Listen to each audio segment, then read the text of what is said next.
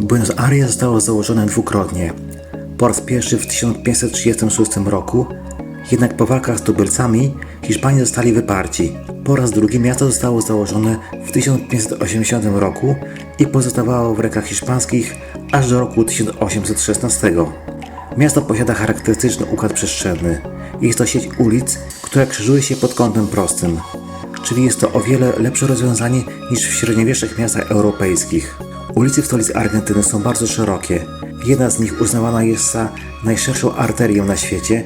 Jest to Aleja 9 Lipca, która posiada 4-5 pasów w jedną stronę. Hiszpanie przybyli na tę ziemię w celu znalezienia złota i srebra. Nazwa Argentyna pochodzi od słowa argentum, czyli srebro. Zdobywcy tych terenów nie znaleźli wiele kruszców, aczkolwiek to państwo posiada inne bogactwo. Są to żyzne ziemie. Pozwalają one prowadzić wysokowydajne rolnictwo. Dzięki takim zasobom Argentyna mogła się wzbogacić. W XIX wieku nastąpił wysoki wzrost gospodarczy, który trwał aż do roku 1920, kiedy pojawił się pierwszy kryzys. W wieku XIX i na początku XX wieku Argentyna należała do 10 najbogatszych państw na świecie. Zawdzięczała to głównie produkcji żywności i jej eksportowi. To właśnie w tym okresie powstała ta piękna architektura przypominająca Paryż. Kiedy Hiszpanie zakładali to miasto, wyznaczyli plac główny, przy którym zbudowano pałac. Pod względem architektonicznym Buenos Aires przypomina miasta europejskie. Kiedy kraj ten uzyskał niepodległość, pojawiła się idea, aby stworzyć nowoczesny naród argentyński, który składałby się z emigrantów z Niemiec, Francji i Wielkiej Brytanii. Jednakże do Argentyny napływała ludność z różnych państw, m.in. z Włoch i Polski, która w tamtym czasie była pod zaborami. Obecnie największa społeczność włoska poza granicami ojczyzny mieszka właśnie w Argentynie. Natomiast Polacy do tego państwa przybyli głównie pod koniec XIX wieku podczas tzw. gorączki emigracyjnej. Obchodzony w tym kraju jest m.in. Dzień Polaka. Casa Rosada, czyli ten różowy budynek, czyli pałac prezydencki, została ukończona w latach 90. XIX wieku. A co ciekawe, później w XX wieku w podziemiach tego budynku znaleziono pozostałości fortu z XVIII wieku. Widzą obecnie Państwo Plaza de Mayo. Jest to najstarszy i jeden z głównych skwerów miasta. Jest miejscem różnych wydarzeń i uroczystości. Przy tym placu znajduje się różowy budynek Casa Rosada. Jest to pałac prezydencki. Z jego balkonu przemawiała m.in. Evita Perón i jej mąż Juan. Z tego balkonu przemawiał także Jan Paweł II. Różowy kolor Casa Rosada nawiązuje do porozumienia pomiędzy grupami politycznymi. Jednych symbolem był kolor czerwony, natomiast drugi biały. Z wymieszania tych kolorów powstał kolor różowy.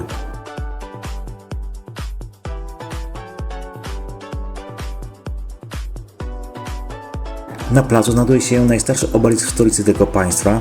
Można go określić jako piramida majowa. Pomnik odsłonięto w 1811 roku, rok po tzw. rewolucji majowej, która była pierwszym krokiem do uzyskania niepodległości przez tą hiszpańską kolonię.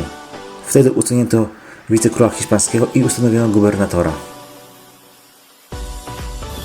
Na tym placu od 1977 roku spotykają się matki, tak zwane matki z Plaza de Mayo.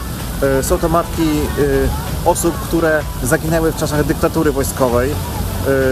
Dyktatura ta funkcjonowała od roku 1976 aż do roku bodajże 82 czy 3. Do 83 po wojnie o Falklandy została usunięta. W ogóle w czasie tej dyktatury aresztowano wiele osób. Szacuje się, że około 30 000 osób ulotniło się kompletnie. Wiele z tych osób po prostu aresztowano i wrzucano ich do akwenu La Plata. Byli to w znacznej mierze członkowie opozycji.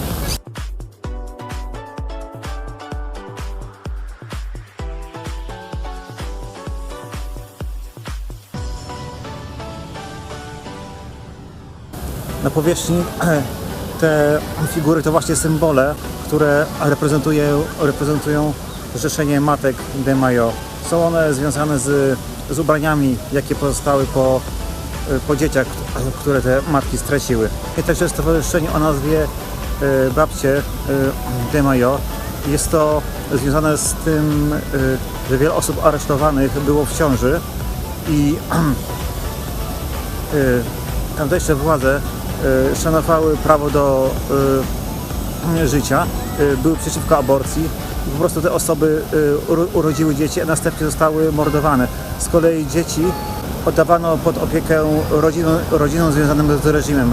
Obecnie te osoby dorosły i poszukują własnych korzeni. Było to około, do tej pory udało się zidentyfikować ponad 200 osób, a przypuszcza się, że było to około 500 osób.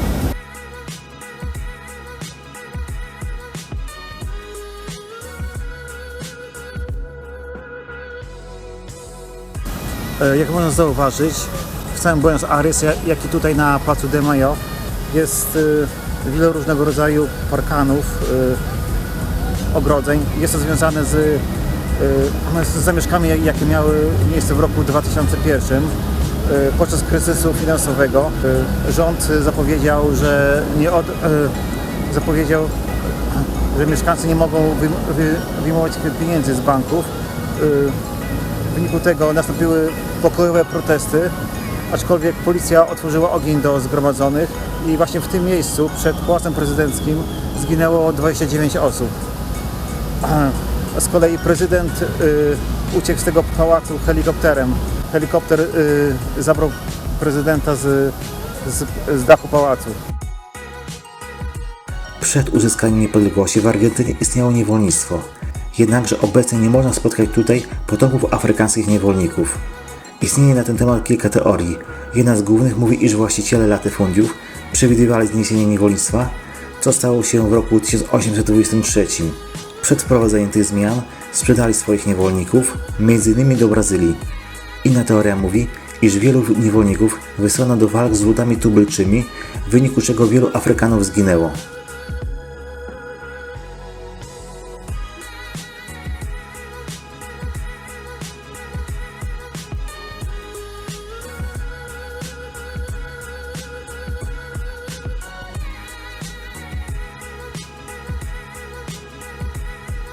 Za mną znajduje się pomnik hiszpańskiego konkwistadora Juana de Garay, który założył Buenos Aires. Było to tak zwane te drugie założenie w roku 1580.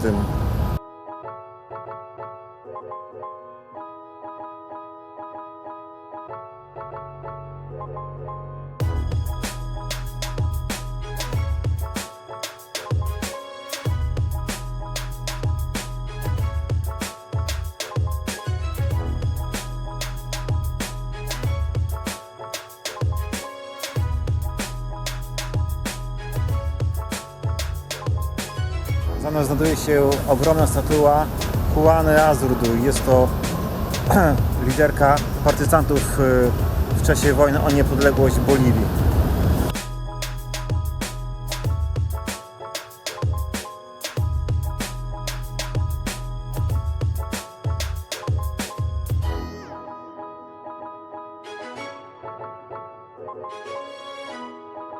Za mną znajduje się na Aleje 9 Maja tak zwane obelisko.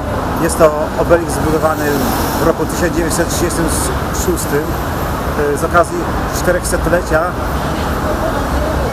pierwszego założenia Buenos Aires.